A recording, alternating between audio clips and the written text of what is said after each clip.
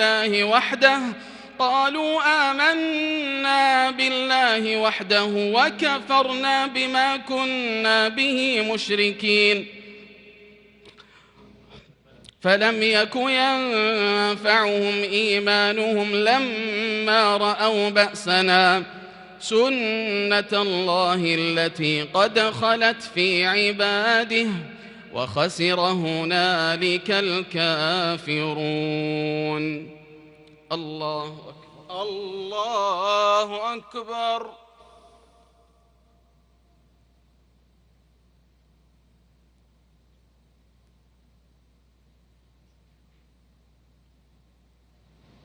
سمع الله لمن حمده. ربنا ولك الحمد.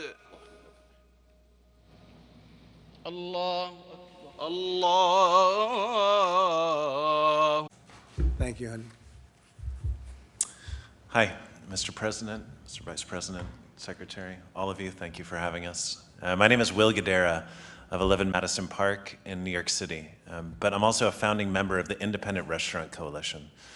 We started just 7 weeks ago, and we're here because we got together to represent the 500,000 independent restaurants across America. I'm talking about the mom and pops, your local diner, the pizza place, the pasta joint, and the 3 Michelin star restaurant, and honestly, everything in between. The things that represent the cultural fabric of our cities and of our towns, and the things that I believe, as a country, we need to fight to keep. We also represent the 11 million people that work in those independent restaurants across the country. Listen, it's clear that this administration cares about our industry. And it's also clear that all of you understand the extent to which we are more specifically vulnerable than a lot of other industries in America. And I think that's why we're here today. And so I think it's just important to take a moment and acknowledge that and say thank you that we're taking this time. Thank you, Will, very much. PPP is important, and the changes that have already been talked about and are going to continue being talked about today are very important. And if those changes are made such that people feel confidence that they can spend that money and have it forgiven, I think that will be the thing that allows our restaurants to reopen.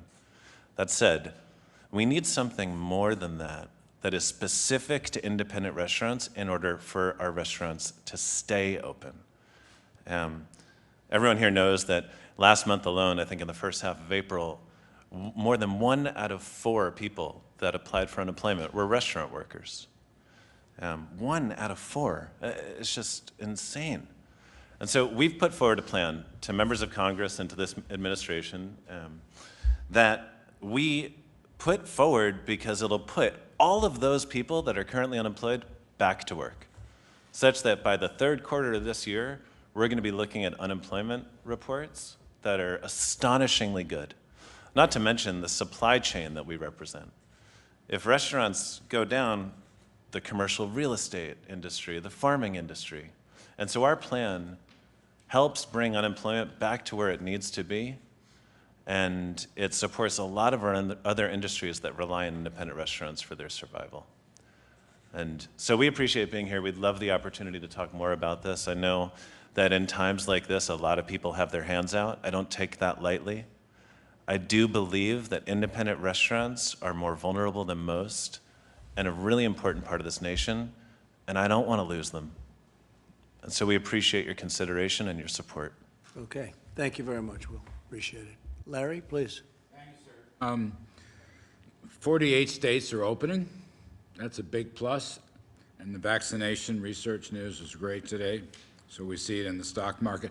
I want to thank everybody for being here. We are working hard. Steve mentioned the tax deductions for restaurants. We're also working very hard on the COVID-19 liability restrictions. That's going to be a key part of our next package. And I just want to say, I guess I'm usually the optimist, but we're in a terrible pandemic contraction here in the 2nd quarter. We know that. And there's a lot of hardship and a lot of heartbreak.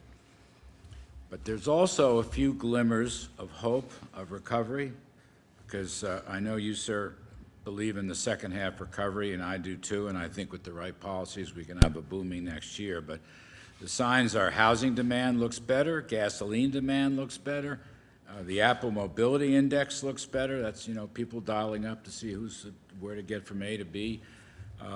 New York State's Empire State, the manufacturing index was up enormously. I don't know where that came from, but it was.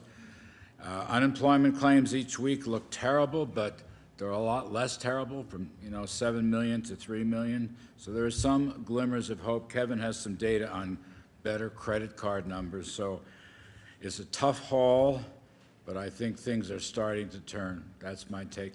Wish everybody luck. I think so, Larry. Maybe much more than people understand, and you're starting to see that. Going to come back strong. Please. Mr. President, Mr. Vice President, Secretary Scalia, Secretary, I want to thank you for having us here today. I have restaurants across the United States. We average 27 employees per restaurant. These are the small businesses across in each of these communities that those 27 people have families, have mortgages, have rents, have car payments to make every day. And being able to stay open and work with the governors and get the PPP money, and to be able to give people reassurances that tomorrow is going to be better than it was today, and to give them that hope has been really important for us, our business, and those families. And I want to thank you for your leadership and your team's leadership in doing so. One of the things we talk about in the business is how well we talk about treating others and bringing people into the family and bringing them into the restaurant like you bring them into your home. And that's what we do in the restaurant business every day. We treat everyone like family. And doing so and having the leadership here has been really helpful to us and the entire industry. And frankly, 8 weeks, 9 weeks ago, I was thinking about this Chinese nightmare, and I didn't want it to affect the American dream that we all had. And I'm a success story about the American dream, going from $3.45 an hour starting at the front counter in a fast food restaurant to what we have today. And I couldn't be prouder. How many restaurants? I own and operate 765 restaurants across the United States now. That's fantastic. And, Wow. and it's, I couldn't be, it's an American dream, sir. And I appreciate everything everyone's doing here to keep that dream going. And tomorrow is going to be better than today, and I appreciate that. Thank you. If we get deductibility, you'll do better than you did 2 months ago. Thank you, sir. That's my opinion. Please, go ahead, Kevin. Give it, Yeah. let us know what's going to happen. Yeah, sir, first of all, you might recall when we first started talking about the economic damage that was coming from the shutdown, that we emphasized right from the beginning that this industry and the travel industry were going to be the hardest hit. And so we've been focused like a laser beam on coming up with policy ideas to do something about it. And as you said, we've got a really good plan. The thing I could say is that if you look at the real-time data, as Larry said, that you really are starting to see glimmers of hope. And maybe even like you could even characterize it a little more optimistically than that. Larry's being super cautious, but the credit card data are really going up. The number of businesses open in the country is skyrocketing. I mean, the country's getting back now, and I think that there's a great reason for optimism for this group, because you can really see things going much, much faster forward than I expected. I know I was pretty depressed about how bad it looked and how slow it was going to be a few weeks ago, but now you can really see it turning on faster than I thought. There's a tremendous demand, tremendous pent-up demand. It's true. Don't forget, we turned it off artificially. It was just stopped. We went from the greatest economy in history of any country to we have to stop. And we saved, by doing that, millions of lives. We saved hundreds of thousands, but probably millions of lives. And we did the right thing, and now we have to open, and now we're going to do great. And if this comes along, what we're hearing medically from these great companies, these great geniuses, if this happens, that's really going to be something. So, great job, thank you. Thank you, sir. Please. Mr. President, Mr. Vice President, Secretary Scalia, Secretary Mnuchin, it's an honor to be here today. My name is Marvin Irby, and on behalf of the National Restaurant Association, thank you for convening this meeting of these industry leaders on this very important subject. To be honest with you, normally at this time, I'd spend a lot of time telling you about this industry. But what's been clear over the last several months is that you get it. This administration gets it. You know everything about our world-famous chefs, our esteemed independents, our beloved brands that dot every community in this country. And I'm proud to say that for over 100 years, the National Restaurant Association has represented all restaurants that play a key role in our society and an integral role in our food chain.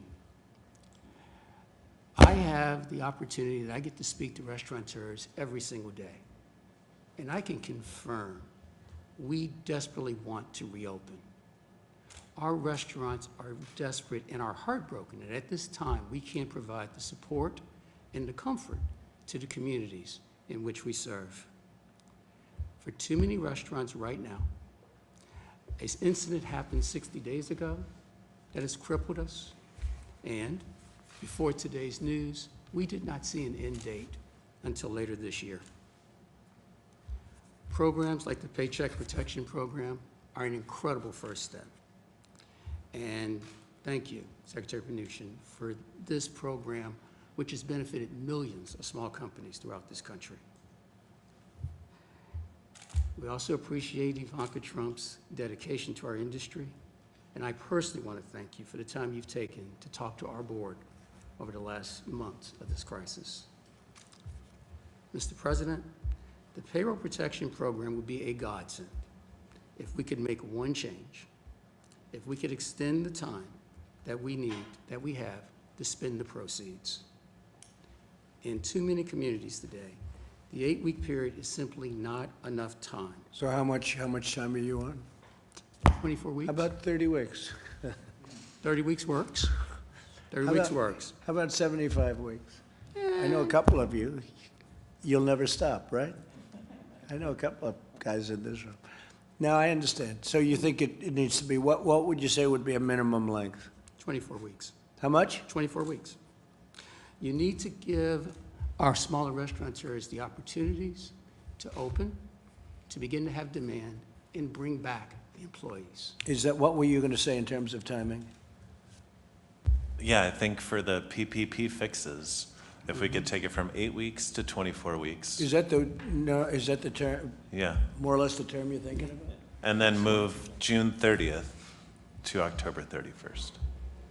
If those two changes were made to that program, it would change it dramatically. What's more important, that or deductibility?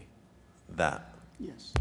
Really? Deductibility is amazing, but it's almost like we need to build the house first. Deductibility is the thing that makes the house. Does anybody disagree with that? Because I think deductibility is the biggest thing you can possibly do. Does Mr. anybody?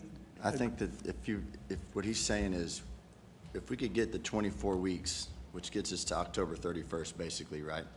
This allows us to get the young restaurateurs going and spend the money that you intended for them so that we can get out and show them what a great job you guys are doing. But you're pretty unified on the number 24, right? Yes, sir. 24. Yes. Okay.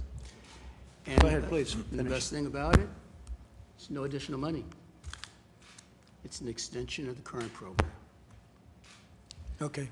So, Got it. Oh, the deductibility thing is great. Can I I just just ask? don't want to not support that. I think it's just a matter of waiting. We need to get the restaurants open first, and these changes allow us to get them open. I just wanted to clarify, because you said it's no additional money. Are you saying just the time period goes, it's 8 weeks going to 24? You still have 8 weeks of money, or you want 24 weeks of money? oh no, we want 24 weeks in order to spend. To spend the 8 weeks? Correct. Got it. Thank you for the clarification. We believe that if we elongate Is that that correct? Does everybody agree with that? Yes, sir. If we can elongate the test period, it gives us more staying power, and we can spend that money and really get where we need to be. Good. So, And what about the payroll tax, by the way? How do you feel about that? Is that a big deal? Yes, sir. That would be an extraordinarily big deal. huge. And how does that compare with what we're talking about with the time period? Payroll tax? I would say deductibility, payroll tax deductions, all those things are spectacular, and we need them, and they would be greatly beneficial. But- We're viewing the PPP fix as what we need to So the get out of the PPP was rut. really a big deal. Yes, sir. So we hit it right. When we did it, we hit it right. Okay, thank you very much. It was such a, Thank it was you. such a big deal. am I doing wrong?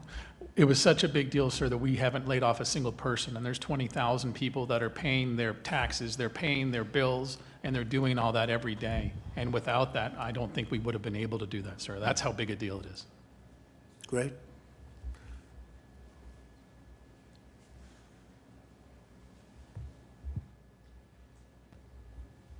Mr. President, Mr. Vice President, good afternoon. Thank you so much for your leadership. Ladies and gentlemen, it's an honor to be here, and I deeply appreciate the opportunity. My name is Nirain. I represent Panera Bread. Panera has 2,500 cafes, revenues of about $6 billion, and we employ 140,000 people. The pandemic impacted us very deeply, as it did everybody else. We lost close to 50% of our revenue in the first week. Since then, it is slowly coming back, but we still have a long way to go. Now, the health crisis... You got down by 50% or more than that? 50 to 60% was the revenue decline. That's not bad. And I think what's good is that it's actually coming back since that time. Good. Thanks to a lot of the innovation that we've been able to do. Good. But so you got maximum, though, 50% of revenue loss. Yeah. How'd you keep the other 50%? So the 50% that we have by ensuring, so fortunately, I think in Panera, we have very strong omni-channel business. Right. So we have delivery, rapid pickup, drive-through. You did very well. And so on. That's great. Yeah. Great job. Go ahead. Yeah. So I think we've had to innovate very quickly, and I'll share some of those ideas. So I believe that the health crisis is now becoming a financial crisis, with 36 million Americans unemployed, and a humanitarian crisis as well, with about 54 million Americans fighting hunger. And therefore, I think opening up the economy right now in a phased manner is the right thing to do. I also believe that we as leaders need to also step up and do the right thing at this time, and do what we can do, what's in our control. And I'll share some ideas and thoughts in terms of what Panera has been doing, largely with the intent to innovate and do that with compassion and heart. So for our furloughed employees, we have free family meals every week for them, emergency relief funds, and also we've made arrangements with peer companies that are actually hiring at this time, like CVS, Walmart, to hire our furloughed employees temporarily and then return them back.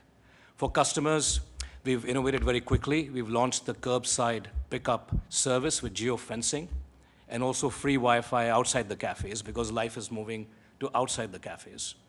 And also doing a lot for our communities, especially those impacted most by the pandemic.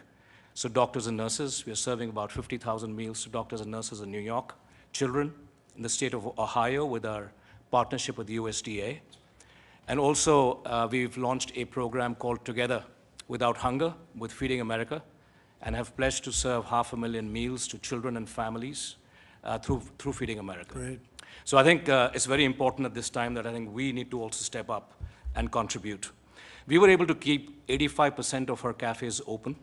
We were determined to keep them open so that we could keep our associates employed at that time, and therefore now we're beginning to open up the dining areas in phases, following all the guidelines, but also have stringent protocols that we've put in place, like plexiglass barriers, wellness stations for temperature checks, social distancing norms, etc. Will you be keeping any of that? I mean, there are some innovations that have been made. Some people say maybe we'll keep it. Would you be keeping any of that or not really? Yes, I think there's going to be a shift in how the consumers are going to interact with brands, and I think it is time for us to innovate. So another example is... Would you ever keep the plexiglass barriers? So I think we'll keep the plexiglass barriers... I mean, on a permanent basis, I'm talking about. I think at least over the next 6 to 9 months. Right, but could you see that being permanent? Because hopefully you're not going to have it that long, by the way, 9 months. But would you see a thing like that? You'd have to build a nicer version of it, as opposed to quickly throwing it up. But would you see something like that being permanent, possibly? I think hopefully if the virus is under control and we've gotten to the other side of it, I think then we can get back to life as we once knew. You'd rather not have it? We'd rather move back to life as we once knew it, right? Rather not have I agree. Yeah. I agree. Exactly. Okay. And another, I think, interesting innovation is that recognizing that there's so much high friction with high-demand grocery items where you can't get them home delivered, we launched a new line of business called Panera Grocery in 10 days, and we're delivering, bakery items, fresh produce, dairy to customers in less than an hour on the same day. So I think the good thing is it's forced us to really innovate and be very responsive. Good. I think the restaurant industry is deeply, deeply appreciative of all the support and the efforts that you and the administration have made. I think the CARES Act has been hugely welcomed. I would like to, in particular, thank you for the PPP program because it's made a huge difference to our franchise partners and our associates. I think with a few of the amendments that we talked about, I'd fully agree with the 8 weeks to 24 weeks. I think that is badly needed. I think that will be hugely welcomed. Steve, does that make sense from our standpoint? What do you think? We're working on a technical fix that we do have bipartisan support for to extend it. I'm not sure it's that long, but I've spoken to the SBA committee, and there is bipartisan support, so we're working on that. And I think we talked about the limited liability. I think that's also a very important aspect. And thirdly, the Democrats don't want to give you the liability provision. They just don't want to have that. Yeah. And it's crazy that they don't. But the Democrats do not want to give that to people, and that's not a good thing. And I think the third thing is, we'll get it anyway. Go ahead. Our employees are, I think if we can eliminate the friction in the furloughed employees being able to access their unemployment benefits, that'll also be fantastic. And that the problem there is the states have old equipment in many cases, and they're unable to get the money. We gave the money out immediately, but the states are unable. Some states are unable to give it out. They have 40-year-old equipment, and some states are unable to get their act together. But we gave that out long ago, as you probably know. Yeah. Okay, I appreciate it. Thank you very much. Thank you very much. Brooke, would you like to say a few words? Mr. President, thank you. Just a few words. I am so grateful for all of you being here today. I am struck by the stories of true American dreams. I mean, starting at $3.45 an hour, and then ultimately owning so many restaurants and hundreds of thousands, but I'm also hundreds of thousands of employees. But I'm also struck by this president and vice president's commitment to our most vulnerable populations and their American dream, working in all of your restaurants. This president is the jobs president. I think that none of us, other than maybe my boss, realized the economy that we would achieve in just 3 short years, where there were more people, more jobs available than people to fill them. And what I am so encouraged by is the resoluteness and the conviction of this president, this vice president, but truly the American entrepreneurs that are sitting around the table today and working alongside all of you as we bring this country back to even greater heights than we ever knew possible. The transition to greatness is really what America and the American dream is all about. So thank you all for being here. Know that we are here to help you always, and we are here to make sure that what this president led on and has achieved will be once again very, very soon. So thank you, Mr. President. Thank you very much, Brooke. Great job. Thank you, Mr. President, Mr. Vice President, and Secretaries for having me here today. My name's Tim Love. I'm a chef and owner of a few restaurants in Texas and Tennessee. I also am the chef of 4 major music festivals and food festivals around the country. So I've been greatly affected by, obviously, what's happened here, along with everybody else in this room. But what I wanted to speak to you about today is that to touch on the PPP and to kind of clarify what we were saying is the 24 weeks is only set up because certain restaurants aren't able to open now. In Texas, we were able to open on May 1st, and I quickly activated the PPP and tried to get all my employees back. I've hired 80% of my workforce. I started with 490 employees. We've got about 400 employees already back. And I will say it's encouraging to see people come out. They're excited. They want to be out. What would have happened if you didn't have PPP? Well, if I didn't would have you have survived it? Would you have gotten by? I probably would have gotten by, but this allows us to do it the way that we feel like it should be, to take care of the employees first. We want to take care of our employees and make sure they're safe. Same activation we're having when opening the restaurants. We want to open the restaurants safely, make sure our employees are safe first, so our guests can be safe. I'd ask from the administration to put out that confidence, to get the American people understanding that it is great to go out and that our economy is going to be great again, because we know where it was before it started. We know how to get there, clearly. So now, just with a couple of adjustments to things that are already written, to the Secretary's point, we don't need we're not asking for more money. We're just asking the opportunity to spend it the way that you want us to spend it, the way it was intended, to take care of our employees when we're able to open up. That's it. That should be easy, Steve, honestly. Yes, sir, Mr. President. I think you can take care of that for sure. We're working on it, Mr. President. That should be easy. Yeah. Okay. And so It's like one of the easiest requests I've ever heard, Larry. That's right. Well, that leads me to my next request. The 75-25, the way that it's spent, I know is tough, but I'm speaking for my friends who are in New York, not necessarily for myself, even in Texas, where the rents are higher, and they need the ability to spend the money on rent if necessary, so long as they're hiring their employees back. So while the number one thing is to get the workforce back, reduce unemployment, get people back to work, which is what I'm doing at 25%. Believe me, I'm not going and building new houses on my 25% of occupancy. But what I am doing is putting the great American people back to work that I love, and the way we get the economy going is getting the workers back to work so they're able to spend money and earn money, so therefore we can keep the economy moving. And so those two adjustments to the PPP, which don't require any extra money from the administration, from Congress, allows us to really move the economy forward, which I know is one of your number one things, especially as we're moving along this year. And I think you can get a lot of people in our industry, the workers, the people work very, very hard to get behind you, just to show that kind of confidence. I think you will. How many restaurants are there total, everything, in the United States? How many are there? Yeah. How much? 650,000 restaurants. Who would think that's 11% of the overall? 650,000 restaurants. Who would ever think that's possible even, right?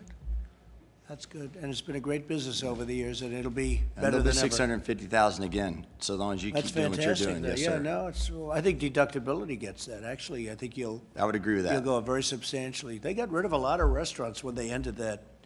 People don't realize it. Then you get used to it. You had fewer restaurants. They rented to other things. Now I don't know what they're going to rent to.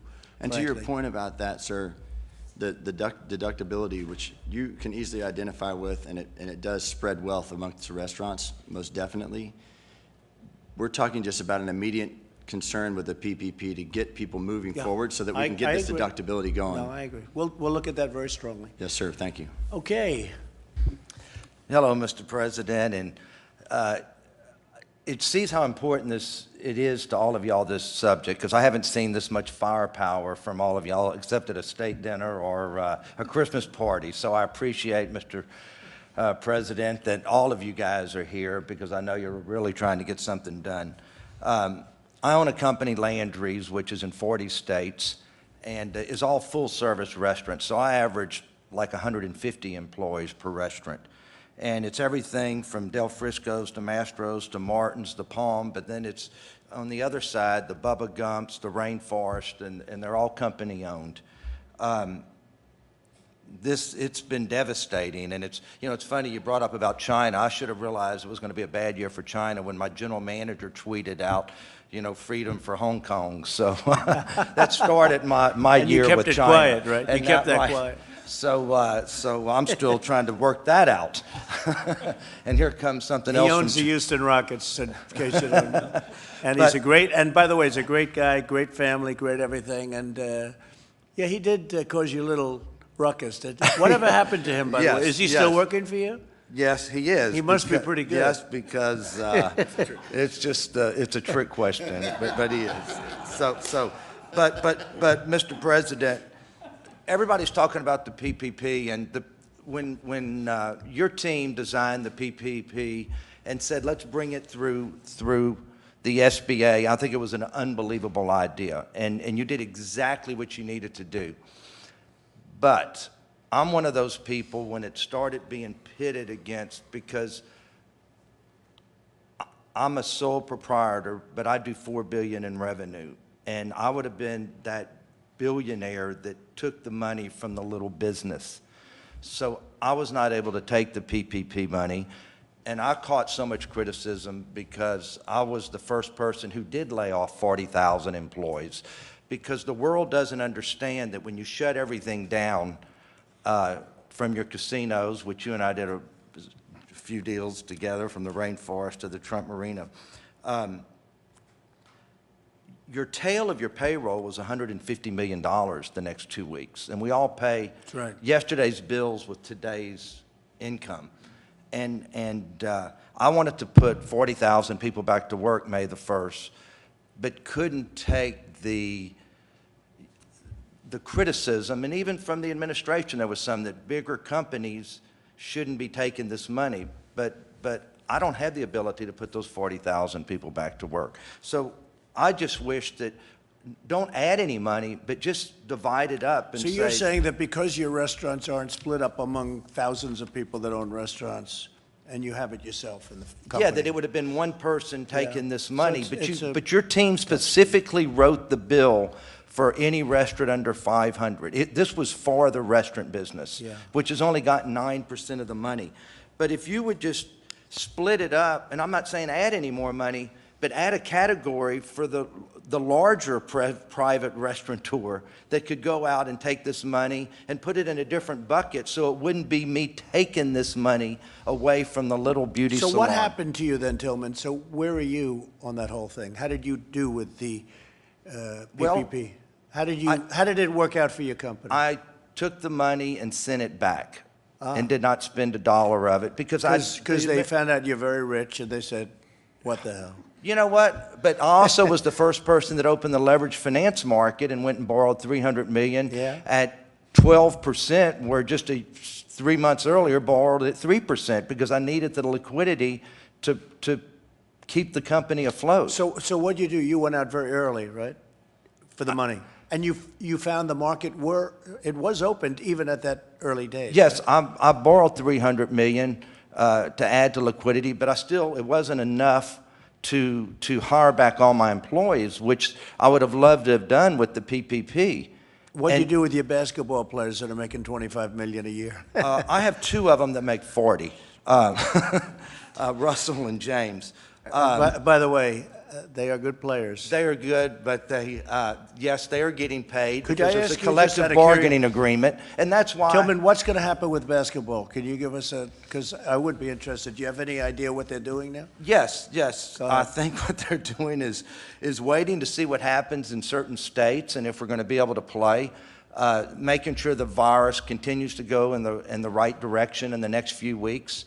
And I think that if things keep going the way that it's going, I think the NBA, the commissioner, Adam Silver, who's done an unbelievable job through this, and the owners, I think, will make the decision to try to start the season up again. Will you finish the season or not? I think that there's talk about finishing the season, playing X amount of games. The players need to play to get paid, and right now they're taking a 25% pay cut, and because they own 50% of our revenues, the players, unlike the other sports, and so they want that revenue and that television revenue, even if it's not the people in the stands revenue, so they can get paid. Could you go immediately to playoffs, or is that not really possible? I think that they would use I think that we would play some games just to get it going again and create the interest, and then go right into the playoffs. But I think it'll be great for America. We're all missing sports, and everybody, wants to see these great NBA teams. But good luck with that. Thank you. But just create a category for us, Mr. Secretary. Steve, what do you think about that? I mean, he's got a unique situation. He has a lot of restaurants. It's a big company, but but I can't pay him. You have other people where the company is the same size, but you have 2,000 owners. What do you think of that?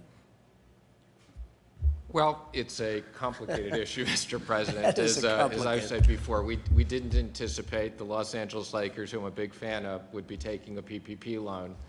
And as a result of that, there was a lot of backlash around that. Who paid it back? And we went through the certifications. I'm saying that for the media.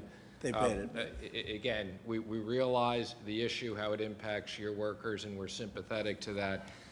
This was a program for companies that were not necessarily quite as big, but but this is different than the Lakers. The Lakers are a basketball team. This is a man that owns how many restaurants do you own? 600 restaurants, but they're all full-service restaurants. I have 60,000 employees, and you don't have the ability to pay them. I'm happy to follow up with you. We don't need to have this in front of No, but it is interesting for the press to hear it because they understand the complexity of it. So if he had 600 owners and he franchised them out or something, but he had 600 owners, they qualify. If he has, if he owns it, it's a different situation, but I can understand what he's saying. So Let's take a look at it. And then just one more thing, if we could just do something with lease terminations, because like, I'm the largest operator in New York for full-service restaurants, and the $1 million leases, let them protect their rights, the landlords. What's your largest restaurant? What is it, New York? Del Frisco's, Mastro's, Martin's, the Strip House, the Bill's Burger and Rockefeller Center, you know, Right. Dos Caminos, you know, on and on, so. But if we could Good just. job you've done. I mean, you got hit by the plague, right? But outside of that, you've done a hell of a job. Just trying to keep up It with just brought you back to earth a little bit. We were definitely brought back to earth. You really have. You've done a fantastic job. Hey, you're a friend of mine for a long time, and Thank you, as sir. I have to say, you paid me rent for a long time, right? Absolutely. For rainforest Never and missed some a other payment. things. And you were never late. Now you're a tough great, landlord. A great gentleman, really a great gentleman. Steve, it's an interesting case. Okay, do the best you can. Good luck with the basketball. Thank you, sir. You have a hell of a team. And Thank you. all of you. Say hello to those two great players, all of your players. But man, they can play, huh? They can play. So you say they make 40 a year. Russell and James both make $40 million a year, and we're still getting paid. So a lot of my employees really wanted that PPP money. You want them to play this year? Yes, sir. How many more years do you have together, right? So I you have both of them for 3 more years. You want them to play this year because magic want- can happen, right? Absolutely, a little Okay. magic, and Good all luck. of a sudden you get a big ring. Good luck. Thanks, Tillman. Thank you, sir. Jared? I just want to thank everyone for being here. It's been incredible to watch all the innovations that you've been doing in your business models to give more confidence to the public, to get open. The President identified this very early as a critical industry for us to focus on for a few reasons. One is you're a major employer. There's a lot of people who are hurting right now because the restaurant industry is closed, but also you're a gem of America. People love getting entertainment and enjoyment from the great work that you do. So this has never really been an issue before because the restaurant business has never been closed before for a period of time. So this is truly a unique historical situation that's occurred, and we're all in this together to try to figure out the best way back. But the quicker that we can help you figure out how to get demand up, the quicker you can hire back employees, and we can get Americans back to enjoying all of your fine establishments. So thank you for all you're doing, and thank you, Mr. President, for your leadership. So Tillman, he took a ventilator job where the country basically had no ventilators, essentially, and built an incredible empire for building ventilators in a period of very short time. And now we're supplying ventilators all over the world. It's an amazing thing. We got no credit from the fake news media, but what are you going to do? Can't win them all. And now the testing today on the Washington Post, they actually had a headline that the testing is there, but the people aren't there. We have so much testing. I'm sure the person that drew that headline in the Washington Post will be fired today sometime. In the state of Texas, I know for 6 weeks, any employee of mine could go to numerous places and get tested and not even stand in line. So when I watch and see everything that people cannot get tested in America, and I don't know about all the other states, but I do have employees that have been tested in other states. I just follow it closer. There has not been an issue of people getting tested. And, they sort of knew it. But And we were even tested here this morning. I think you should be entitled to it now, Steve, definitely. But, and Mr. yeah, President- no, we've done, really, it's been an amazing. 100%. It's been an amazing job. Been an amazing job. We made a lot of governors look good. Yeah. And Mr. President, I will say yesterday you had your #1 day in America, 422,000 tests performed, and you're about 11.5 million tests performed now in the U.S. thanks to your leadership. Numbers that would have been unthinkable, I think you could say that, right?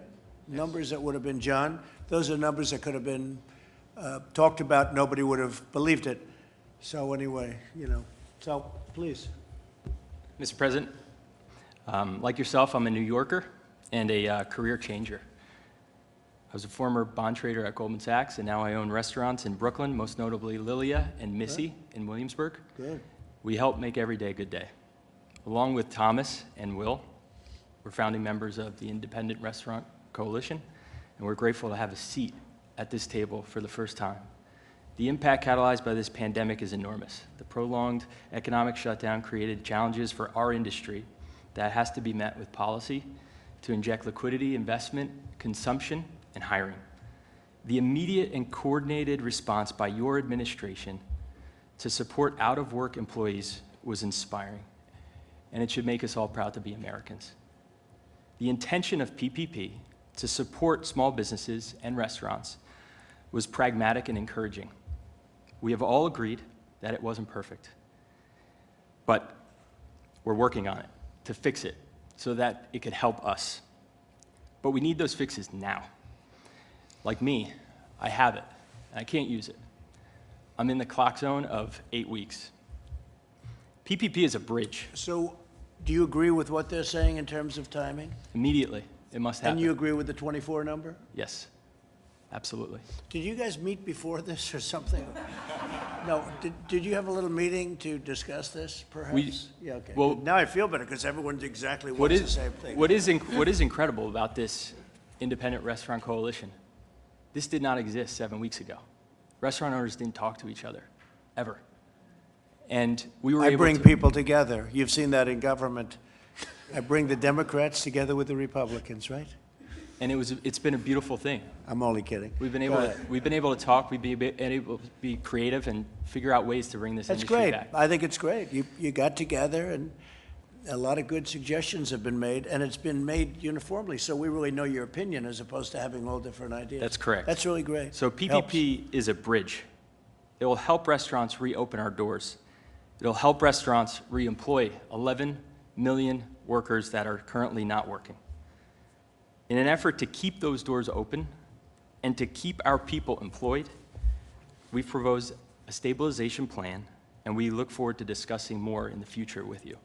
Okay. Thank you very much. Thank you. Great. How'd you go from Goldman Sachs to the restaurant business? How did that happen? David Solomon didn't think I was very good at bond trading. Oh, I'll bet you were. I'll bet you were very good. Are you glad you made that move?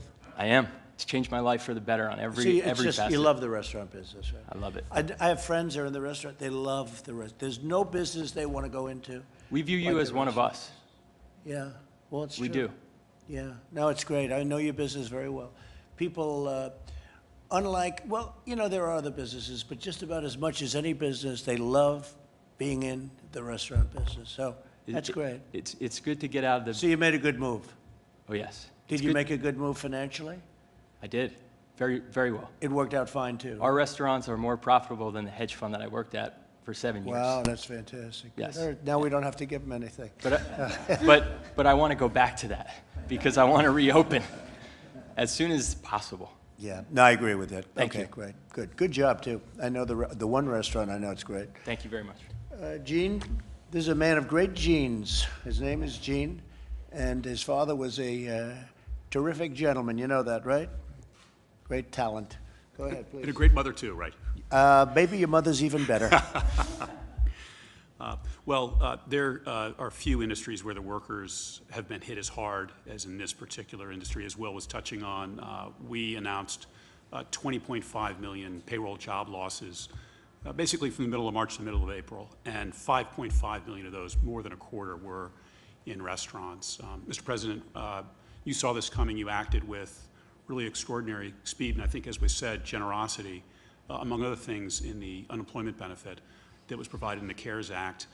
We at the Labor Department have been working extremely hard with the states to enable them to make that payment. As you touched on, they've had some problems because of their computer systems, which are old. Secretary Mnuchin and I cautioned the Congress that there would be problems, but we will continue to work with them to get those payments out. But even as we do that, we know that we're pivoting. We're opening. We're reopening across the country. There are glimmers and more than that as we begin that reopening, and so we will be focusing too on helping workers transition from unemployment back onto the job. And you hear a lot of numbers. A number that really sticks with me is a couple different surveys have shown, federal surveys have shown that 90% of workers who are unemployed right now have said it's temporary. And I want to make that right. I want to make that true. That's why, Mr. President, you want to safely but promptly reopen. And so we'll continue to work with... That's a very important number. 90%. If you go into a real big recession and you don't have a number like that, that's a tremendous number. That's really a great, it's a testament. Because again, it was artificially turned on and off, but now it's off and we're going to turn it back on. It's been turned on as of, I don't know, it almost feels like today is the first day. I think last week didn't feel the same. Now it feels good. People are starting to go out, they're opening, they get it. We understand the disease much better than we did when it first came in. Nobody understood it. Nobody's ever seen it before. And it feels much different. I mean, today's almost like the first day. But the expression that we like to use, right? Transition to greatness, we're going to be back. And what you said is a very important thing. People expect to go back. And by moving quickly but safely, we get them there. And I had discussions with several of you about safety. We're very focused on that at the Labor Department, giving workers, and I know you're focused too, on giving customers the confidence as they return. And we'll continue to work with CDC and others to help on that front too. And Gene, you have to help the truckers also. We've been talking about the truckers, Mr. President. I can give you a report. Because they've been out there, and I'll tell you, they work hard, and they have brokers that take a lot of their business away. They don't work so hard. They sit in an office someplace. It's not good. So I'd like to help the truckers. Yeah, Elaine and I have been talking about All right? Good. Please. Mr. President, Secretary Mnuchin, Vice President Pence, Secretary Scalia, thank you for having us here today. Of course, I'll echo what everybody else has said, how proud we are to be sitting here at the White House in your home, to be able to share some of our struggles and hopes and aspirations. The restaurant profession is a profession that's always dynamic, and you've seen that around this table with some of the things that my colleagues are doing, but we're also very united. As you've seen, and you just responded to the 24 weeks.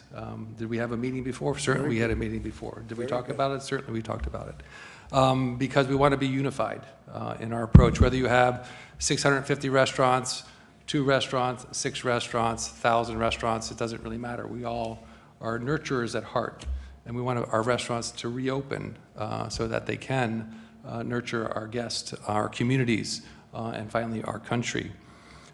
There's something to be said for going last, because I just want to agree with everything that everybody else has said around this table, so I won't repeat it and bore us with more of the same. But I will tell you a story, a personal story, 2 personal stories, if I may. One about the PPP, and thank you very much, because it's been a lifesaver in many ways for me. I have restaurants, of course, where I have not been able to use the PPP yet. But I also have... Why is that? Because we can't open yet.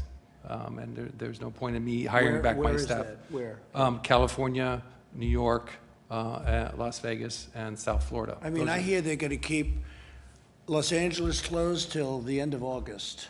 Is that a fact? That's a good question. I'm in Napa Valley, but I'm not really sure about Los Angeles. I'm sorry. Yeah. Yeah. That's the mayor wants to do that. Yeah. That's a death wish. Yeah.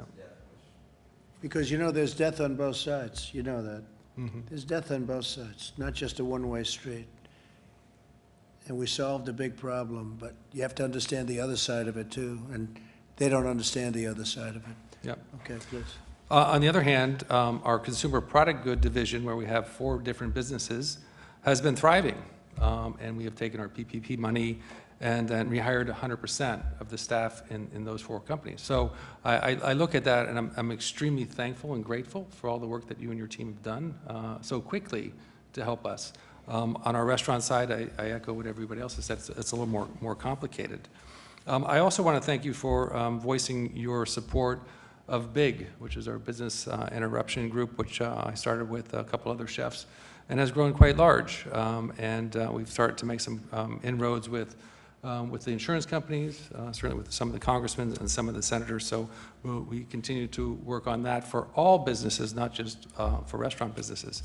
Finally, I want to talk about a small farm in Orwell, Vermont. A small farmer named Diane St. Clair, who is by herself with her husband. And this is about the supply chain and how important restaurants are in so many different aspects. But we reduce it down to individuals that we know, that we love, that depend on us as restaurateurs and as chefs. It's a woman who has 8 cows, who gets up every morning 7 days a week to milk her cows, let them out to pasture, begin to make her butter, bring her cows back at 4 or 5 o'clock, milk them again, and put them to bed every day. I am the sole source of her revenue. She's not able to sell her butter anywhere else, so she's not making butter today.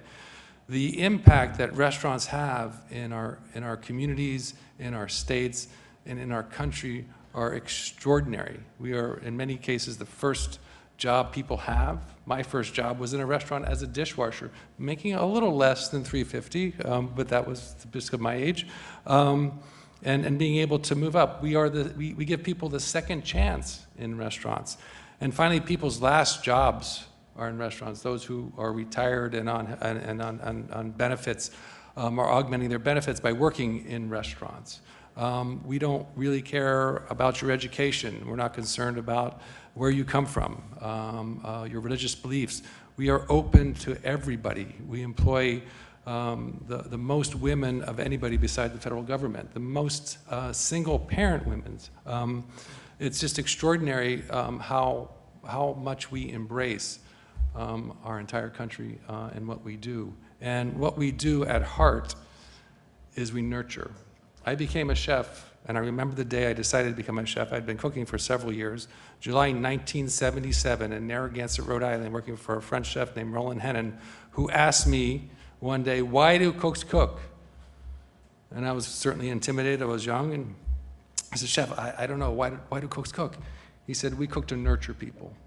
And there was something inside of me that resonated with, and I embraced the idea of nurturing people. And I have 1,200 employees. There are over 1,180 who are unemployed today that I desperately want to bring back to work so that we can not only nurture each other, but nurture those who come into our restaurants. Again, I want to thank you for having us here today. I want to thank all my colleagues for articulating everything that we wanted to say in such a profound way, and I appreciate the opportunity. So thank you, Mr. President. Thank you very much. Beautiful story with the woman with the 8 cows. Yep. You wouldn't think that. Restaurateurs do, especially, I guess, some with an individual restaurant or a couple of restaurants, they do that a lot, don't they? They buy directly. They do. Yeah, we support so many small farms around the country. I started an initiative called Big Hearts and Small Farms with 5 other chefs, just so that we can offer people an opportunity to buy some of the food from some of these small farms around the country. Tillman doesn't do that. I don't think you do that with your 8 cows, right? He doesn't do it. It's a little different, but it goes from the very small to the very big, and that's what restaurants are all about, and I'm proud to be part of this community. What's the difference in butter? Tell me, the difference in butter between what she sells you and what you would normally be able to buy out of curiosity. I don't want to. It is extraordinary because it is truly a seasonal product. So the butter changes flavor and color depending on the season. So in the spring, when they're eating green, when they're grazing on grass, green grass, the butter is That's a beautiful fantastic. orange hue. And of course, in the summertime, it turns lighter because they're eating hay. So, and the Mike flavors just said there's taste. no comparison. He knows. It's just, yeah. There's a tremendous difference in No the butter kidding, from. so that's good. Oh, And, yeah, and you it's extraordinary. probably pay less too, right? Well, I don't know how much I pay. It's not about how much I no, pay. but It's about supporting her and what she's trying to do. Right, but would you pay less, generally speaking, when you do those things you do directly with the farm? You know, when we deal directly with the farmers, I never talk about price. It's always about quality, because Yeah. we're about quality good. and building relationships with people. I've been buying Diane's butter for over 20 years. No kidding. She did tell me one time, I'll tell you a little story again if I can, that she had to raise the price of her butter. And I said, "Diane, I really don't know how much your butter costs, but I appreciate you telling me this." And she said, "But I also want to tell you why." And I said, "Okay, tell me why, Diane." She said, "My son was accepted at NYU, and I need to pay for his tuition." This is what happens when a guest goes into a restaurant and spends $1. You're supporting all of these people. You're supporting this young man who's going to get a degree from NYU. Should I negotiate with her on price? Yeah. No. I think it's great. Thank you very much. Beautiful. Thank you. Okay, Mike. Well, I think the media wants us to go quickly. Yeah, Look at John, I'll he's over there. I'll go very quick. He wants to hit us with a question so bad. Well, thank you, Mr. President, and I have had the great privilege of sitting in this room alongside the President on many occasions over the last 3.5 years. I don't know that I've ever been more inspired by the optimism, the resilience, the love of what you do, and the people that you employ and the people that you serve than I've been today. So thank you all for sharing your stories. The President has brought together here our top economic team, the Secretary of the Treasury, the Secretary of the Labor, all the people that have been involved in standing up the whole of government response. But from the standpoint of the White House Coronavirus Task Force, let me just say thank you. This industry, 650,000 restaurants strong, had to make very, very hard choices. I want to assure you, you said, Sean, that you all consider the president to be one of you. And I can tell you, my friend considers himself to be one of you, and he always will. But he understood when we asked the American people, and we asked businesses like the thousands represented here, to shut down, to go to drive-through services, to find ways to innovate to meet your customers. We knew the sacrifices that were involved in that. The president directed our economic team to find a way, paycheck protection, to stand up and come alongside. But your decision, your company's decision to put the health of your employees, the health of your customers, the health of your community first, saved lives. And you are to be commended. And on behalf of the president and all of us who've worked 7 days a week on this issue here at the national level, I want to say thank you. The president and I are going to dismiss in a few minutes, and we're going to go to our weekly call with America's governors. And I'm proud, as the president is, that as we sit here today, 48 states have announced plans to reopen. It was a month ago the president had our task force release a plan to open up America again. And America is opening back up. And I just want to assure you that the counsel that you have given us today will continue to inform ways that we can support not just this industry and the communities, but support your state's efforts to safely and responsibly reopen and put America back to work. One last thing, Mr. President. One of the great success stories of this pandemic has been that the food supply has not been interrupted. And I honestly didn't know, Mr. President, before we got into this, that roughly half of America's food needs are met in restaurants and in those 650,000 establishments that we're talking about here today. And through this pandemic, not only did you innovate, you found ways to continue to meet that food need and keep food on the table of Americans. But I also heard just a week ago that it was restaurants that were transferring what you had in storage to your local grocery stores, to your local food banks, to make sure that Americans didn't miss any meals in the course of this pandemic. So for all those reasons, I say thank you, and just know that in this president and in this entire team, we are going to be partners with you, and we're going to bring back America and all of America's great restaurants bigger and better than ever before. And it's going to be sooner than you think. Mike, what are the 2 states that did not open? 48 states have released plans. There's 2 that are, we expect them to be releasing plans very soon. Who are they? I'll get that to you before we talk to the governors. Is Connecticut? Can't do anything. So It'll open. It'll happen quickly. So just briefly, the Paycheck Protection Program has delivered over $30 billion in aid to more than 250,000 restaurants. Up to 95% of that funding is going directly to the workers' payroll. You know that? On Friday, the SBA published the loan forgiveness application, which ensures that all businesses, including restaurants, will not be penalized as long as they make good faith efforts to rehire all of their employees. You know that? I signed a bill providing federally funded pay to sick people that are sick and for family leave. So you have for sick and family leave, and that's a very important bill. So you have federally funded paid sick and family leave. And I think some of you are taking advantage of that. Businesses can defer paying income taxes until July 15th. We gave that extension. Business can claim tax refunds by deducting their losses from the 2018 through 2020 against taxes they paid for the previous 5 years. That's a big deal. And then, as you know, we're going to Congress, and this is more pertinent to what we're talking because you knew all of what I just said. You've been living through it. Restore the restaurant deduction to help jobless restaurant workers. So if a company pays or somebody pays, they get a deduction. That's going to create a tremendous amount of business. I think you're going to have to open a lot of additional restaurants in this country. I think it's, frankly, more important than even the other things we're talking about. I guess short-term, what you're talking about is more important, but long-term, the deduction would be phenomenal. Create an Explore America. That's Explore, right? Explore America tax credit that Americans can use for domestic travel, including visits to restaurants. That's a big deal. Grant restaurants more flexibility under the PPP. That's what we're talking about, right?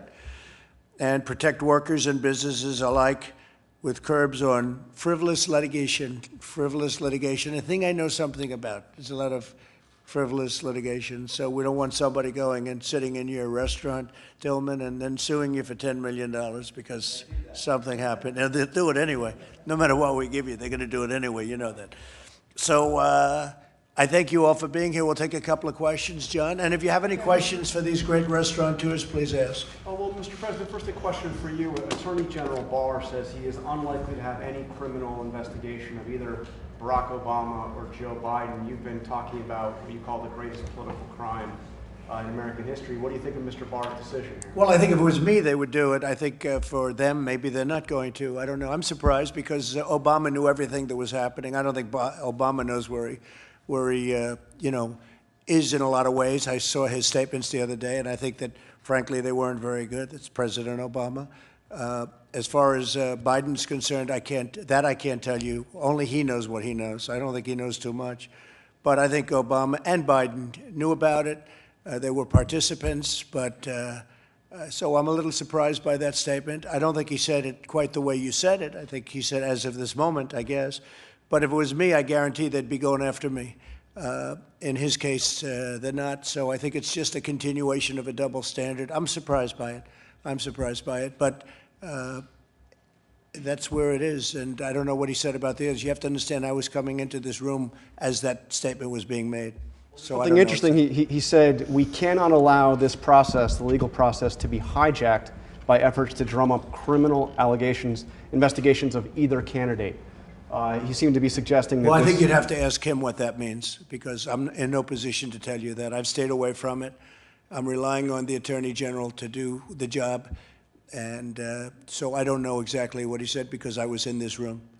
Disappointed if there is no criminal investigation of Biden or Obama? I don't say disappointed or not, but I have no doubt that they were involved in this hoax, one of the worst things ever to befall this country in terms of political scandal. I have absolutely no doubt that Obama and Biden were involved. And as to whether or not it was criminal, I would think it would be very serious, very, very serious. It was a takedown of a president, regardless of me. It happened to be me. And in my opinion, it was an illegal takedown. And but I'm going to let the Attorney General make all of those decisions. I've stayed out of it because it's the appropriate thing to do. I wouldn't have to stay out of it, as you know, but I've decided to stay out of it. So I would say that I heard that just a little while ago, a few minutes ago. I'll have to look at it exactly as to what was said, what was meant. I will say this, we have an honorable Attorney General. He's going to do an honorable job. He's a very honorable man, and he's going to do a very honorable job. But I am surprised only in that I have no doubt, personally I have no doubt, but he may have another feeling. I have no doubt that they were involved in it. It's a hoax. It started off with a Russian hoax. It went to a Ukraine hoax. It's just a whole big disgrace. And this country has better things to do. It's a disgrace. What they've done to this country with these phony investigations, the Mueller investigation was a waste of time from day one. They knew it was a waste of time. It proved to be a waste of time. I think there are a lot of bad people involved, and they should pay a very big price if they were caught. So we'll see what happens. But I rely on the Attorney General. He's a very honorable man. Okay, any other questions? Do you agree with Peter Navarro, who said the CDC let the country down in terms of testing? I think they work very hard. Don't forget, they've been here for many years. It's not, they don't work for me, they work for the country. They've worked very hard. When we took over in terms of, getting involved, Mike headed up the task force. He worked with CDC, and I could ask Mike to give you part of it. But I will say they had no test, and one of the tests had a problem very early on, but that was quickly remedied, and now we have the best tests anywhere in the world. I think I give ourselves a lot of that credit, a lot of the brilliant people that worked on testing, a lot of the brilliant people that worked on the ventilators, to a point where we have the best testing in the world, we have the best ventilators and distribution in the most ventilators in the world. It's not even close. So I can't do it. I would like to ask Mike that question. CDC, you work with them all the time, certainly much more than I do, Mike. Oh, we do, Mr. President. And let me say, I think Peter Navarro's point was that CDC and our public health labs at the state level were operating with an arcane testing system. And it was one of the reasons why early on we brought in all of the commercial labs around the country. The president created a consortium of these commercial labs, and we reinvented testing in America. That's the reason why at the end of February, we had done a total of 8,400 tests at that time using state public labs and the CDC labs. But because of the president's efforts with basically innovating testing in America, we now reached 11 million tests. I think you heard the statistics, more than 400,000 tests yesterday. And we're actually hearing, as the president said earlier, we're hearing reports of excess capacity that I think the state of New York, Governor Cuomo reported that he has the ability to test 15,000 people a day, but they were only testing 5,000 people. We've heard the same reports from Florida and other states around the country. But again, it's all a testament to the fact that President Trump essentially brought in the power of the private marketplace, private laboratories, reinvented testing in America, and that's how we've been able to be at a place where, as we talk about opening up America, every state in America today has the testing capacity and the supplies to be able to move into phase one reopening. And we're going to continue to make that a reality.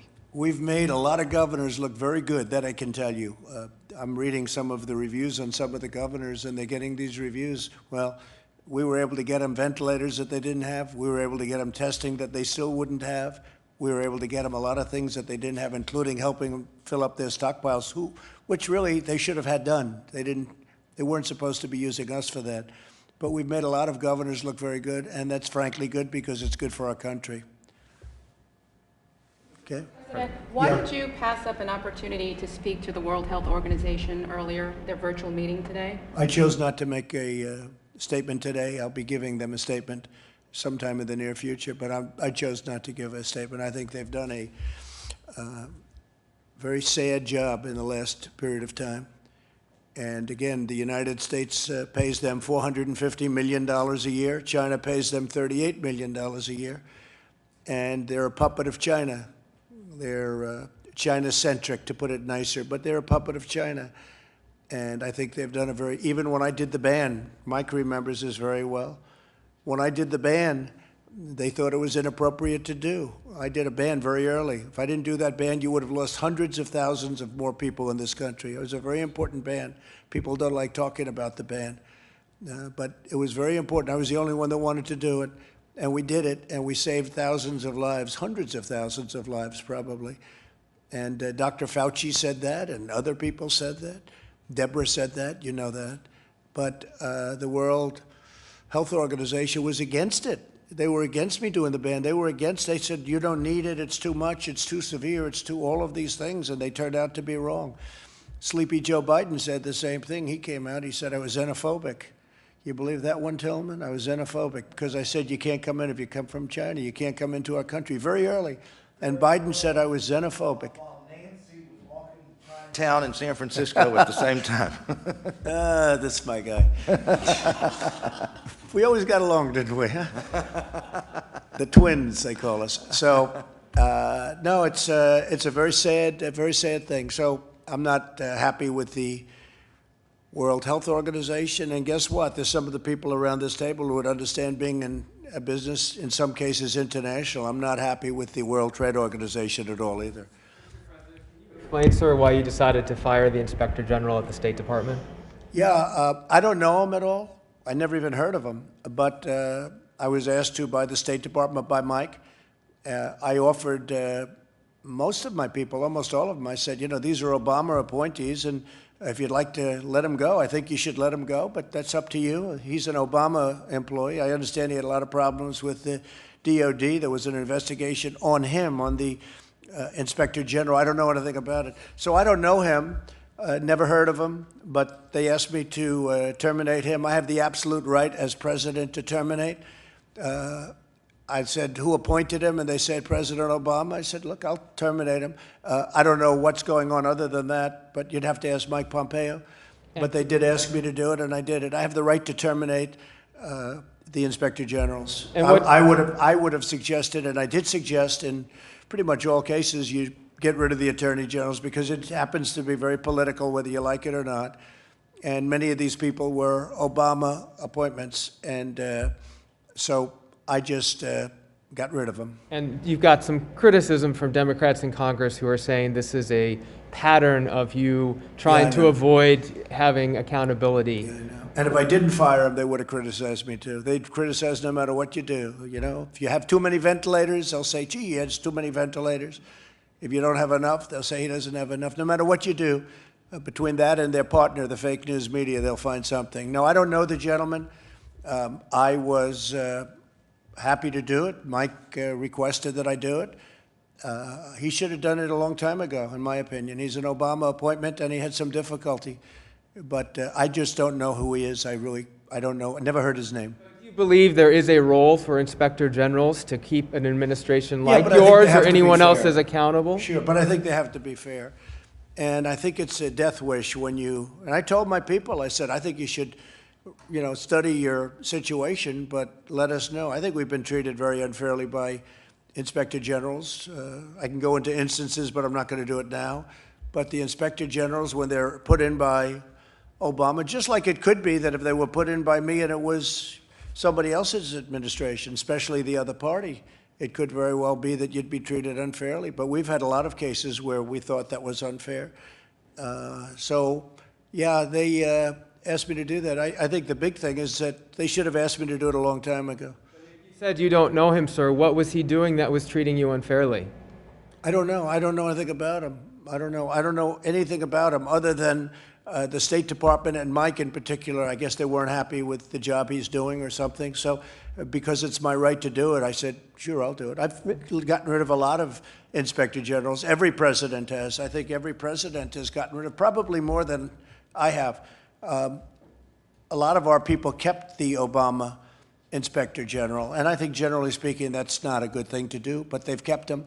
But I told them for 3 years, I said, anybody wants to get rid of their inspector generals because they were appointed by President Obama, I think you should do so. Some of them didn't, but now they're doing, a couple of them are doing it now. Yeah, go ahead. Mr. President, isn't there at least an appearance of a conflict of interest if Secretary Pompeo is asking you to fire an inspector general? That I can't tell you. I don't think so. I think maybe he thinks he's being treated unfairly. Again, he asked me if that would be possible. I said, I'll do that, sure. I think it should have been done a long time ago, frankly. And this is a man that has had some controversy, this Inspector General. But so again, I don't know anything. I haven't even read much about him. I see that it's a little bit of a story, not much of a story, because everybody agrees that I have the absolute right to fire the Inspector Generals. I think they should have done it a long time ago. Yes, please. Mr. President, some of these executives today told you they expect the recovery to be a little bumpy, it could take a little while. Are you forecasting a faster bounce back? I think they're forecasting a very fast bounce back. I mean, I see great optimism. These are big restaurant people that are really up on the business. They're very successful. They've been very successful. They'll be, I think, even more successful again, especially if we get deductibility. And no, I really enjoyed this. This was a long meeting for me. You know, normally I wouldn't say at a meeting this long, Tillman, but I liked hearing about your great basketball team. I didn't know those guys got paid 40. I thought they made 25. That's interesting. For the record, my casino in Louisiana opened up today, and it opened up extremely, extremely busy in Louisiana. So that's good to know that people are coming out. So that's great. What you do works. You know, I've watched you for a long time, and what you do works. We're very proud of you. I appreciate it. Great job. You sounded genuinely surprised about this PPP extension proposal.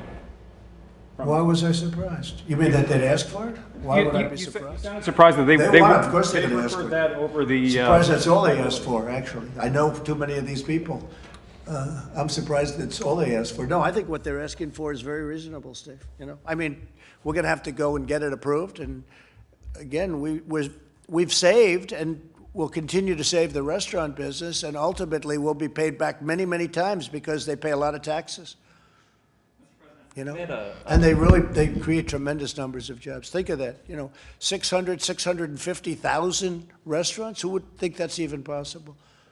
We made a final decision to fully defund our contribution to the WHO going forward. Well, I have a concept because we paid 450,000, and somebody came out because we have different ideas. One was that, I could ask these brilliant people. So we help fund the World Health Organization. We use it like everyone else does. They gave us a lot of very bad advice, terrible advice. They were wrong so much, always on the side of China. China paid $40 million last year, and we've been paying $450 million a year for many years. Somehow that doesn't work out too well. So I was thinking about bringing our 450 down to 40. And some people thought that was too much. So we're going to make a decision fairly soon. But I think it's very unfair when we're paying 450. For many, many years, we've been paying 300, 400, 450, almost 500 sometimes. And we're not treated right. And we're not treated by World Trade. We're not treated right either, the World Trade Organization. China there is considered a developing nation. If you're a developing nation, you get massive tax advantages and other advantages. Well, I want the United States to be a developing nation then, okay? We should get the same advantages as China gets. Why should China get advantages over the United States? Because they got somebody to say they're a developing nation. And so that's under review also.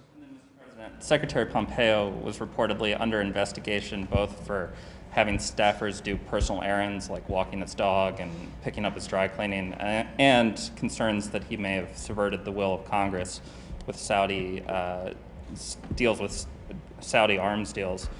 Are you concerned that he may have made this request to avoid an investigation? Well, I don't know anything about it. I heard about it at the same time maybe you heard about it. I don't know anything about it. You mean he's under investigation because he had somebody walk his dog from the government? I don't know. Doesn't sound, I don't think it sounds like that important. You have a man that's supposed to be, and he's a brilliant guy, #1 at West Point, #1 at Harvard, I believe, Harvard Law School or close. But he was #1 at West Point, #1 at Harvard Law School, or very close to #1. And they're bothered because he's having somebody walk his dog, as you're telling me. I didn't know that. I didn't hear that. I didn't know about an investigation.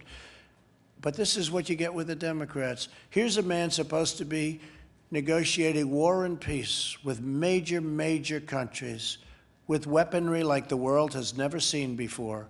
And the Democrats and the fake news media, they're interested in a man who's walking their dog, and maybe he's busy.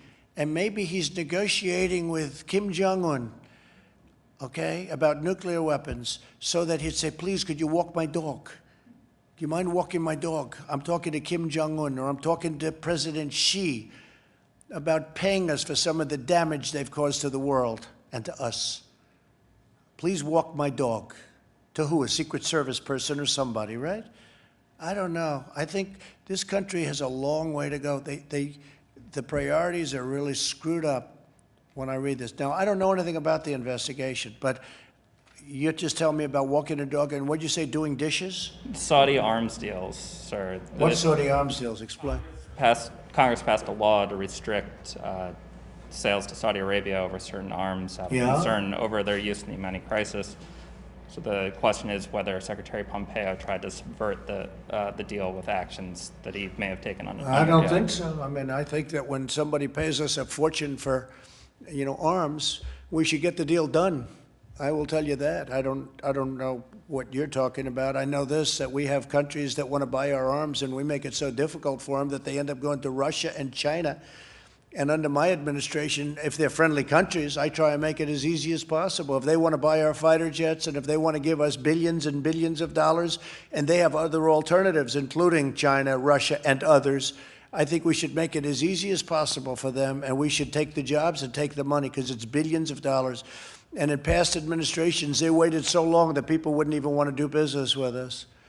And one of the things that we've done, and we make the greatest equipment in the world by far, and especially now under this administration because we've upped the scale a lot, as you know, and we've bought a lot. We've totally rearmed our military, $1.5 trillion. But if somebody wants to give us billions of dollars to buy an airplane, or a number of airplanes and missiles and all of the other things that we make better than anybody in the world, we should take the money and we should make the deals fast. I would certainly say that.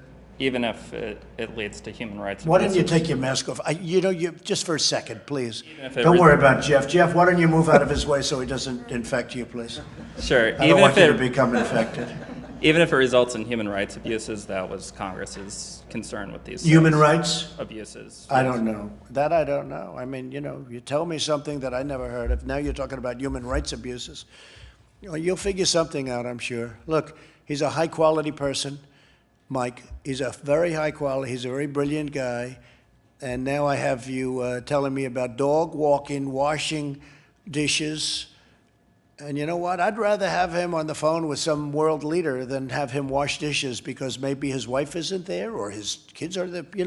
What are you telling me? It's terrible. It's so stupid. You know how stupid that sounds to the world?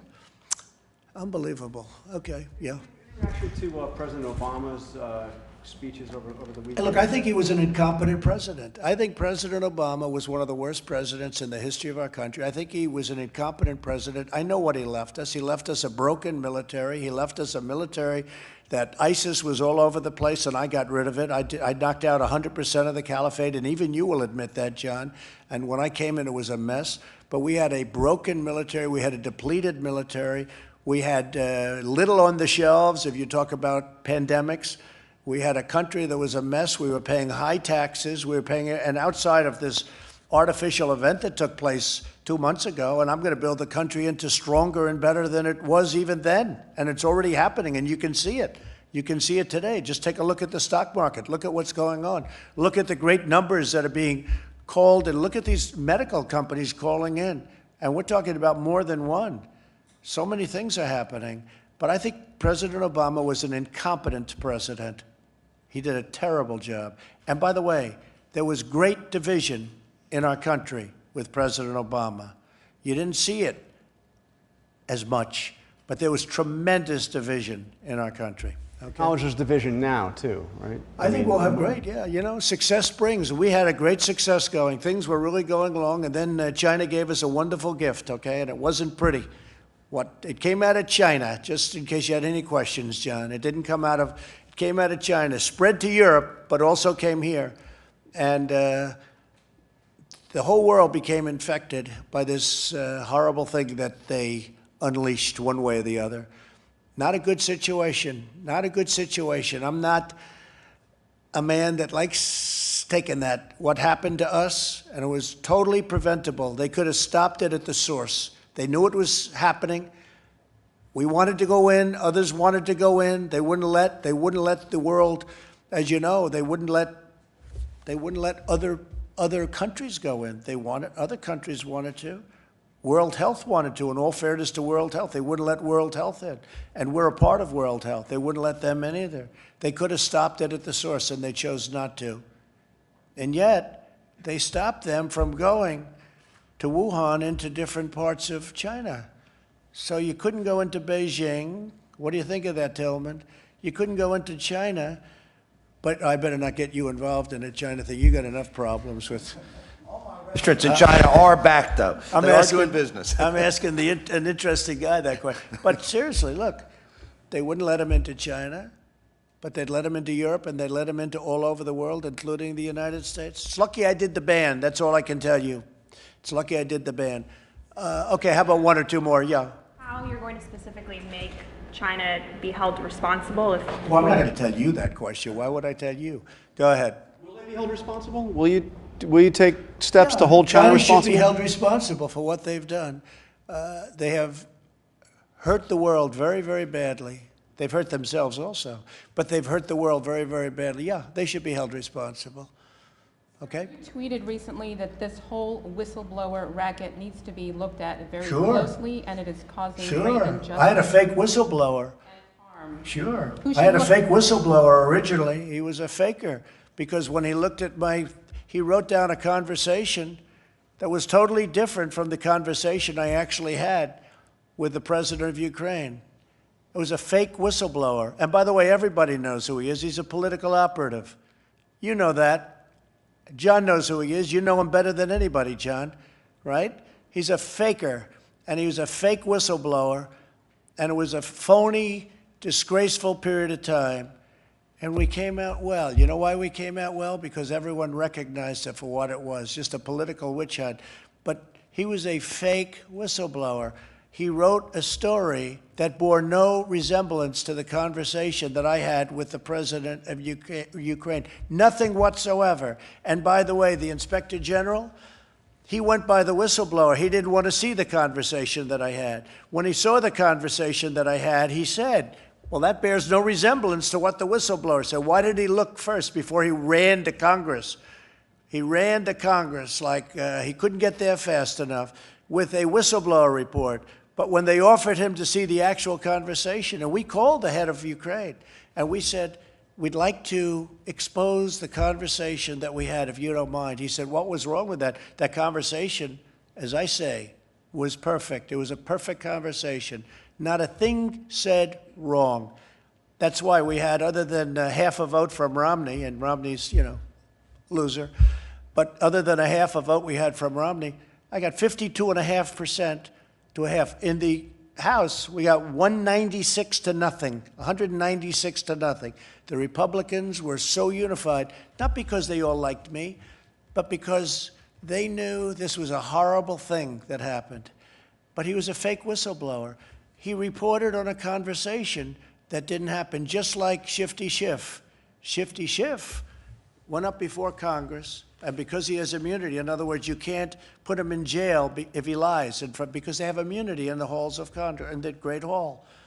So he made a statement that was totally different from what I said. You know that. 8 times quid pro quo. There were no quid pro quos, nothing, 0. 8 times, over and over again. And he made it as though that was the conversation. But he knew that wasn't the conversation I had. And any place else, he would have been thrown out of office and put in jail for what he did. But he had immunity because he made it in the halls. It should be the opposite. If you make a statement like that, if you lie, you should get double penalties, okay? So, that's the way it goes. So you had a phony whistleblower, and this other guy with the hydroxychloroquine, okay? Well, he went out, and he's the one that approved the hydroxychloroquine. He's the one that signed the application. He also happens to be, if you look, see whether or not, I won't put it on me, I'll put it on you. See whether or not he was a big contributor to the Democrats. See whether or not he wanted the Democrats to win. No, there's a lot of bad things coming out about him. But you people don't want to write the news, But if you look, but he's the one that signed the application, the very important form. He signed it. Now, if he doesn't believe in it, why would he sign it? And a lot of good things have come out about the hydroxy. A lot of good things have come out. And you'd be surprised at how many people are taking it, especially the frontline workers, before you catch it. The frontline workers, many, many are taking it. I happen to be taking it. Hydroxychloroquine? I'm taking it, hydroxychloroquine. When? Right now, yeah. A couple of weeks ago, I started taking it. Because I think it's good. I've heard a lot of good stories. And if it's not good, I'll tell you right, I'm not going to get hurt by it. It's been around for 40 years for malaria, for lupus, for other things. I take it. Frontline workers take it. A lot of doctors take it. A lot of doctors take it. I take it. I hope to not be able to take it soon because, I hope they come up with some answer. But I think people should be allowed to. I got a letter from a doctor the other day from Westchester, New York, around the area. He didn't want anything. He just said, sir, I have hundreds of patients, and I give them hydroxychloroquine. I give them the Z-Pak, which is zithromycin, and I give them zinc. And out of the hundreds of patients, many hundreds, over 300 patients, I haven't lost one. He said, please keep pressing that, sir. And if you look at that phony report that was put in, that report on the hydroxy was given to people that were in extraordinarily bad condition. Extraordinarily bad. People that were dying. No, I think for whatever it's worth, I take it. I would have told you that 3-4 days ago, but we never had a chance because you never asked me the question. Did the White House doctor recommend that you take that? Is that why you're taking it? Yeah, White House doctor. Didn't recommend, no, I asked him, what do you think? He said, well, if you'd like it. I said, yeah, I'd like it. I'd like to take it. A lot of people are taking it. A lot of frontline workers are taking hydroxychloroquine. A lot of I don't take it because, hey, people said, oh, maybe he owns the company. No, I don't own the company. You know what? I want the people of this nation to feel good. I don't want them being sick. And there's a very good chance that this has an impact, especially early on. But you look at frontline workers, you look at doctors and nurses, a lot of them are taking it as a preventative. And they're taking, totally unrelated, but they take the Z-Pak or the zithromycin for possible infection. Now, I haven't taken that other than an original dose because all you need, you don't have to take it simultaneously. But the zinc you do take. So I'm taking the two, the zinc and the hydroxy. And all I can tell you is, so far, I seem to be okay. Can you explain, sir, though, why you started taking it? Have you been Yeah, exposed? because, no, not at all. I just said that I've had so many letters from people, like the one I told you about. I got it last week. I'll give you, would you like a copy of it? I'd love to give you, if you ask Molly, she'll give you a copy of it. But this is a doctor, he doesn't want anything. I don't know him, never heard of him. But he treats people that we're talking about. And he said out of hundreds of people that he's treated, he hasn't lost one. And he just wanted me to know about it. That's all. He wasn't saying, gee, could I have dinner with you, Mr. President? I'd like to come to the White House. But I've received many such letters. I've received a lot of positive letters. And it seems to have an impact. And maybe it does, maybe it doesn't. But if it doesn't, you're not going to get sick or die. This is a pill that's been used for a long time, for 30, 40 years on the malaria and on lupus too, and even on arthritis, I guess, from what I understand.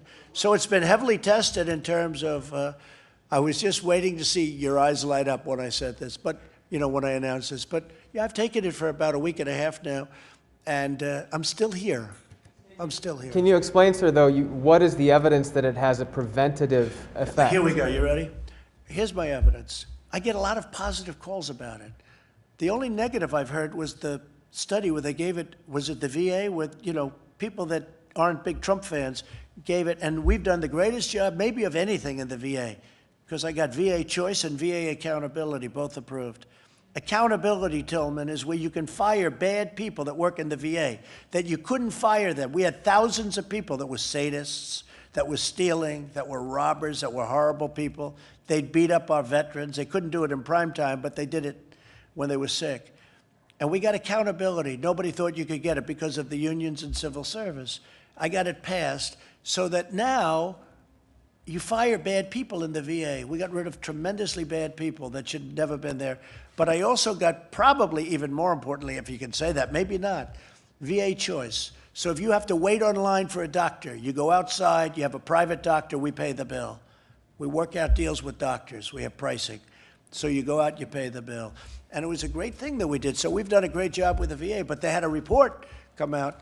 And the results of the report, it was a very unscientific report, by the way. But I get a lot of tremendously positive news on the hydroxy. And I say, hey, you know the expression I've used, John? What do you have to lose? Okay, what do you have to lose? So I have been taking it for about a week and a half. Every day? At some point, every day. I take a pill every day. At some point, I'll stop. What I'd like to do is I'd like to have the cure and or the vaccine, and that'll happen, I think, very soon. And you've had no symptoms, sir? Zero symptoms. No, I haven't had any symptoms. No, I test every couple of days. They want to test me, you know, for obvious reasons. I mean, I am the president, so they want to test me. I don't want to be tested, but they want to test me. So every couple of days I get tested, and I've shown always negative, right? Negative, is that the term you use for this, right? Negative, totally negative. No symptoms, no nothing. But no, I take it because I think I hear very good things. Again, you have to go to frontline workers. Many frontline workers take it, and they seem to be doing very well.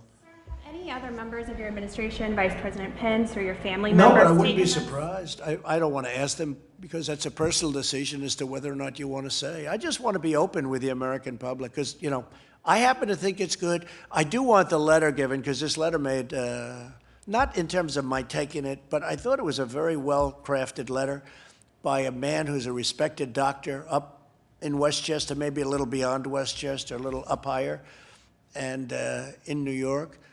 And he didn't want anything. He just wanted me to know the results of what he's doing as a doctor. And he was so happy with the fact that I fight for this stuff. And then we have this crazy whistleblower, this fake whistleblower get out and try and, knock it.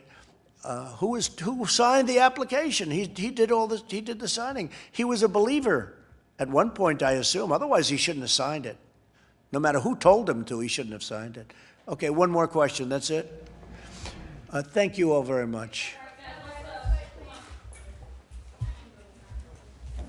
Thank you, fellas. Thank you. Hey, Tillman. Thank you, man. You take care of you. In normal times, I'd shake your hand and hug you, right? Say hello to everybody.